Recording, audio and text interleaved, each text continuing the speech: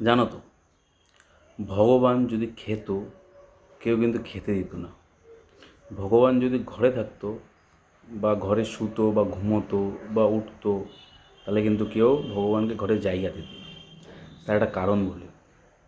আমরা ছোটোবেলা থেকে জেনে এসেছি যে সবথেকে আগে ভগবান হচ্ছে বাবা মা। তো এখন দেখি কিছু কিছু মানুষ বাবা মাকে খিস্তি দেয়, বাবা মাকে মারে, বাবা মাকে ঘর থেকে বের করে দেয়। তা সবার প্রথম হচ্ছে বাবা মা ভগবান, যেহেতু আমাদের, তাহলে ওই ভগবানকে বের করে দিচ্ছি। আর আরেকটা ভগবান আছে যেটা আমরা ছোটোবেলা থেকে জেনে এসেছি, সেই আমাদের ভগবান। তো সেই ভগবানকে আমরা খেতে দিই। আদৌ সে খায় কি না আমরা জানি না, কিন্তু বাবা মাকে আমরা খেতে পড়তে দিই না। তাহলে তোমরা কীভাবে ভাবলে যে ভগবান যদি খেতে চাইতো তাহলে ভগবানকে তারা খেতে দিত, বা ভগবান যদি থাকতে চাইতো ঘরে তাহলে ভগবানকে রাখতে চাইতো?